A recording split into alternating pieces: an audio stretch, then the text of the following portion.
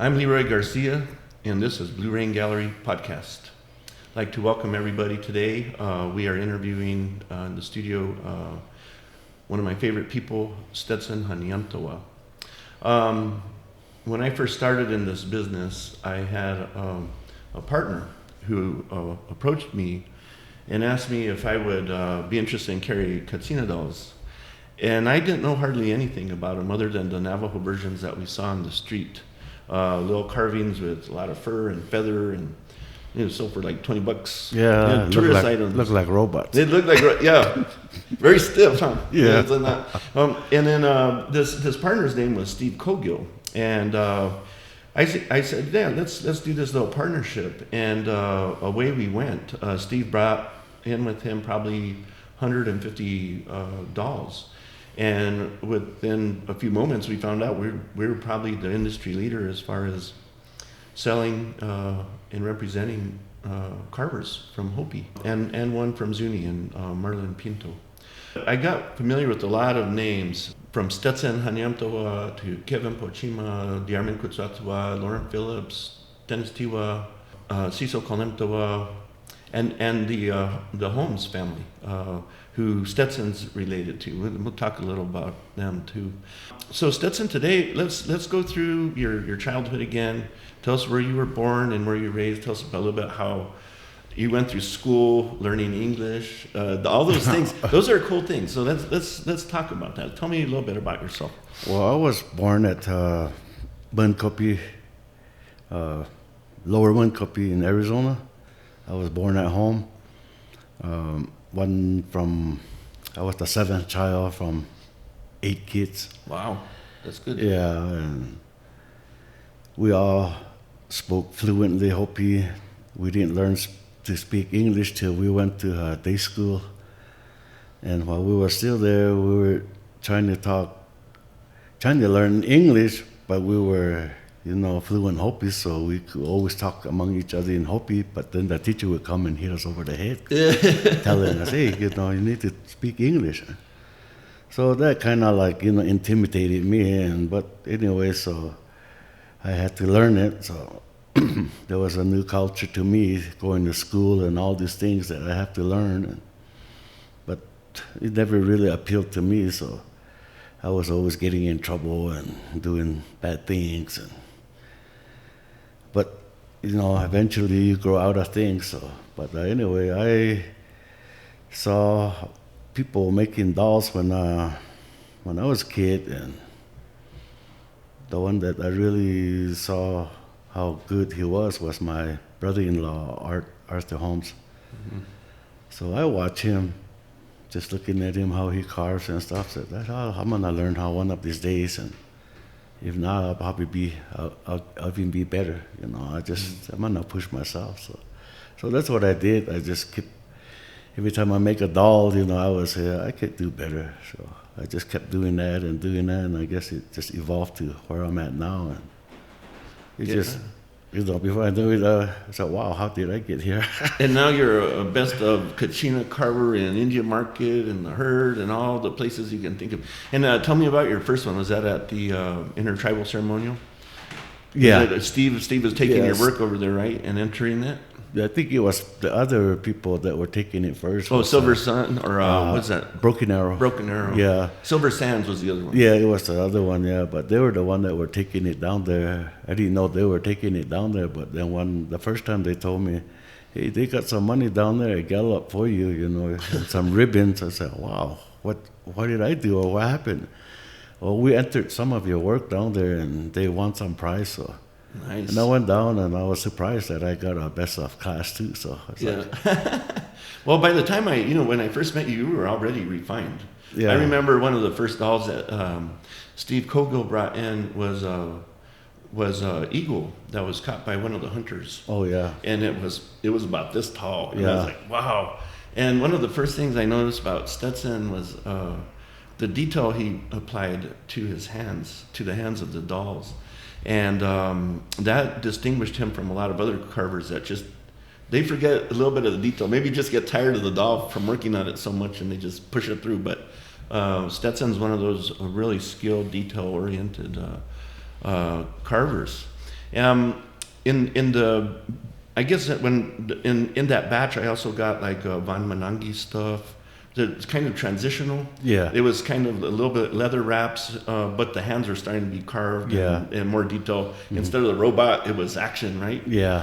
And then the next major influential carver was Cecil Honyumptewa, and you knew him as well. A little Yeah, he's my clan brother. Oh, right on. Yeah. So good. So yeah, you have a relationship with a lot of these carvers. Yeah. And who do you look up to the most? Is it still Art Senior?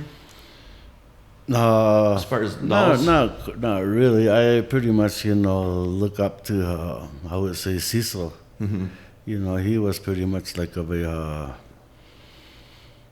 do you call those? The first ones He's a pioneer. Yeah, pioneer that, Pioneer. Yeah. Mm-hmm. So him and Dennis Tewa, he's my uncle. Dennis is your uncle? Yeah, he's oh my my gosh. uncle. And Ross George, too, he's my uncle. And so most of them, they're Lauren, my relatives. Do you know Lauren Phillips? Leroy Phillips is my brother, because his father is my godfather. Oh my Yeah, gosh, so- this is wonderful. And those three in particular, my first experience with carvers was those three. Yeah. Lauren, Dennis, Yeah. and those guys, and Ross. And I never laughed so hard in my life. Those guys just had one joke after another. Oh, yeah, those guys are clowns. That's Yeah. No, they are. They're great people. They man. are. And it's too bad that some of them have passed on. They were such great talents. Yeah, yeah. And I miss them. They're good people. Yeah, they are great people. Yeah. So I brought here today one of Stetson's most recent carvings. And I'd like you to tell me a little bit about this one, because it has really a spiritual meaning. And we'll talk a little bit about, well, before we get into this, talk about why kachina dolls were carved in the first place and their purpose.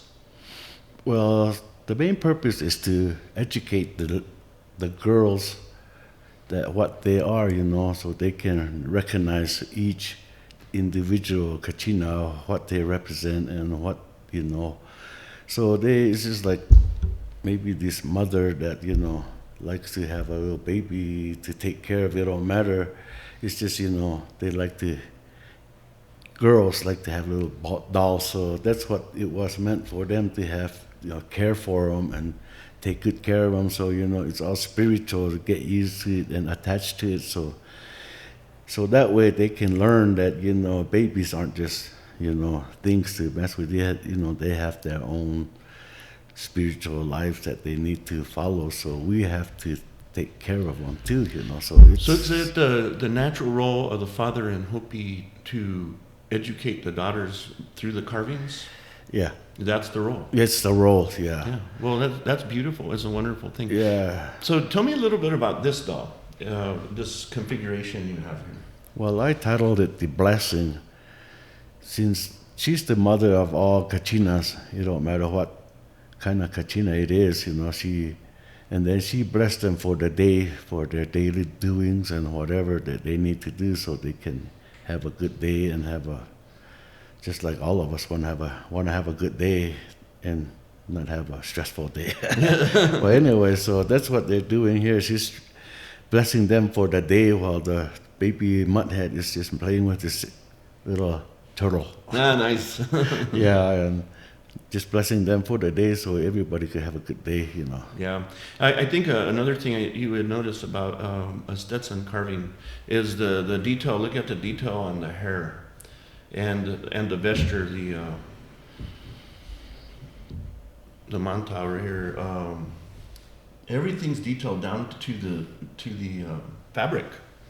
And so when carving started, you probably first started with just a knife, right? Yeah, that's a...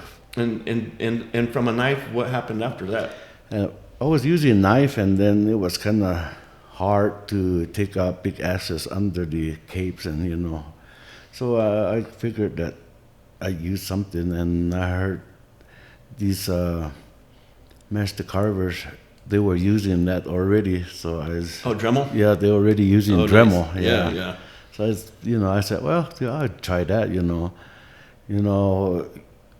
what do you say? You know, how's it goes? If you can't beat them, join them. Yeah. Well, we always have that argument in the native culture, like, that's not traditional, right? So you guys have to cross that barrier. Yeah, so it was all up to each artist, you know, where they want to take themselves, if they want to grow, you know, towards contemporary, or if they want to just stay in traditional.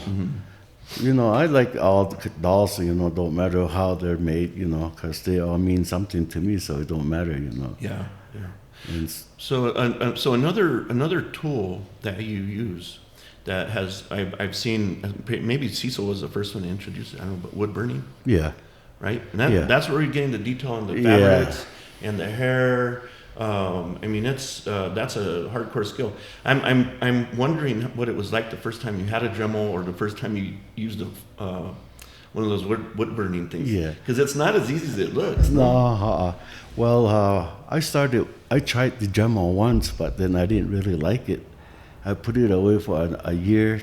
Then I said, "Oh, let me try it again." So I did, and it seems like everything just fell in place, and it just kind of got easier for me to learn how to use it. And I use different bits, because those carving bits they don't even worth a bit, you know, they burn out quick. So I started using those rasp, or what do you call those? I know, the little raspy. Yeah. So anyway, that's what I started using, which is better for me. And I tried the Fordham too, but it's too bulky for me, so I stuck with Dremel. And then I said, well, I saw those dolls that were being used with wood burner. So I said, well, let me try it. So I just bought one of those ones at Kmart, you know. So I just tried it, and it's coming out pretty good, but I need some more bigger bits, so I started making my own bits for that. Oh, nice. Yeah, so that's how I started. And I said, I better look for a wood burner that would, you know, last longer. But then that's when I met Kogil. Yeah. And he's the one that gave me a wood burner. Oh, nice. Yeah, so that's when I started using that. And some of my relatives, like the Holmes especially, they're saying, "Oh, you using that?" You know, they're putting me down like that. I told them, if you can't beat them, join them. They were putting it down, then later on, they're the main ones that use it. Yeah. And so that's how they're using it. Mainly, that's a shortcut for them. They use that to just, you know, they don't carve it out. Right. So I'm really meticulous. I'm going to carve out whatever that needs to be detailed. Yeah. And it takes a long time, but, you know, I'll be there doing it, you know, if I'm falling asleep. Right. So prior to wood burning tools with Stetson, they would carve the piece, but they would just paint it. Right? Yeah. Mm-hmm. And is it oil, linseed oils, or oil? What type of oil were you putting on these? The paint? I never use oil paint. Oh. I don't like oil paint because of the toxic with the paint in it too, so I don't like that smell. So I'm using acrylic. Acrylic? Yeah. I paint it first, then I oil it. Oh, okay. First I was doing that, then I carved the Tupelo. So after I finished carving that and I was painting it before I oiled it, man, that Tupelo was just sucking that paint. I was going slow, and I said, there must be some way to paint it faster. So I said, let me try oiling it first, so maybe it'll close all so that's what I did. And that's where you got the Stetson style. Yeah, that's when I started. Oh man, so that's how Cecil was painting his like this. Yeah, but he wasn't sharing the secrets there. Huh? Yeah. Everybody were kind of like keeping their own secrets to themselves. But I'd rather, you know, tell people what I do, how I make things. Yeah. How I carve my things. Well, one thing I liked was Steve Kogil was actively out there all the time and trying to help people along. Yeah. And I like that. And, you know, he gave wood burning tools and Dremels to all the carvers whenever they needed it. Yeah. And that was kind of a nice journey. I miss him. Steve passed away. Yeah, he was a good man, yeah. He passed away about 10 years ago. And so, yeah. But, well, Stetson, thank you for coming today and visiting with us. Oh, no problem. And we wish you much success in your future as well. Oh, sure. Thank you. Keep it up. Yeah. I'd like to encourage everybody to subscribe to our podcast on our many platforms, from YouTube to Spotify You can also go to our website, look under podcast, leroyandgallery.com. And until next time, have a good day. Hey, oh, hey, oh, hey, oh, hey, oh, no, oh, hey, oh, hey, oh, no, oh, hey, oh, hey, oh, no, oh, hey, oh.